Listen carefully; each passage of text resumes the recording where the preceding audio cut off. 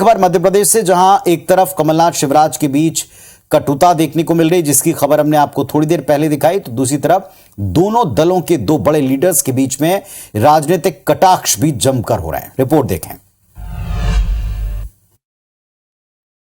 जिस पद के लिए हमेशा प्रयास करते रहे लेकिन नहीं पा पाए, जब पार्टी छोड़ के गए हैं, जिसका दाना पानी लेकर इस राजनीति में अपनी हैसियत बनाई है, तो तत्काल मुख्यमंत्री बने, हम उनको बधाई धन्यवाद देंगे। कम से कम ग्वालियर का मुख्यमंत्री तो बनेगा। नेता प्रतिपक्ष गोविंद सिंह ने बयान केंद्रीय मंत्री ज्योतिरादित्य सिंधिया पर दिया था और कहा था कि भले ही सिंधिया कांग्रेस की सरकार गिराकर बीजेपी में चले गए हों, लेकिन वो चाहते हैं कि सिंधिया बीजेपी की ओर से मुख्यमंत्री बने। और आज सिंधिया ने इसी विषय पर प्रतिक्रिया दी। सिंधिया ने कहा कि चाहे वो कांग्रेस पार्टी में रहे या फिर बीजेपी में, जनता का विकास और उनकी सेवा पहली प्राथमिकता रही है और इसी मंशा से वो पिछले 20 सालों से काम कर रहे हैं। हमारी एक ही मंशा है, एक ही सोच है, एक ही विचारधारा है और वो है जनता का विकास, जनता की सेवा और एक सेवक के रूप में कार्य करने की। और उसी मंशा के साथ पिछले 20 वर्ष मैंने कार्य किया है और आप लोगों के आशीर्वाद और ग्वालियर की जनता के आशीर्वाद से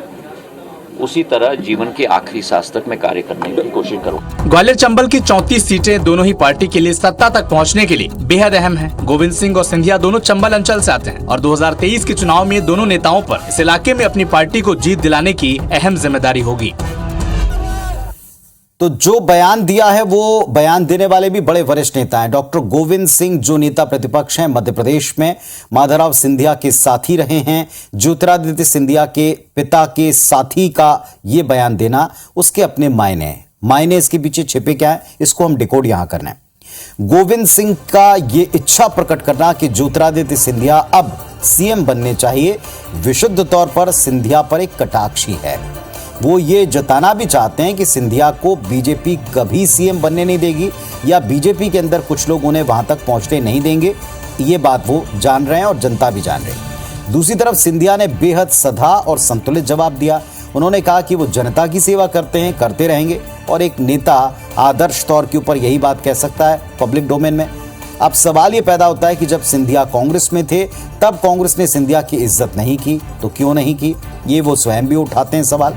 तब गोविंद सिंह और दूसरे नेताओं ने सिंधिया के नाम की वकालत वैसे क्यों नहीं की जो उनको उस पद तक पहुंचाता। तब गोविंद सिंह ने सिंधिया को सीएम बनाने की वकालत राहुल, सोनिया या प्रदेश के बड़े नेताओं से क्यों नहीं की।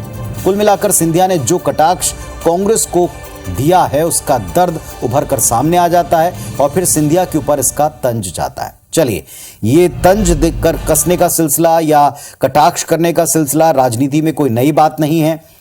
और ऐसा कह के आप थोड़ा सा अगर अशांत माहौल विरोधी खेमे में बनाते हैं या बना सकते हैं, तो उस पे नेता पीछे नहीं हटते हैं, जिसे आप राजनीतिक कूटनीति भी कह सकते हैं।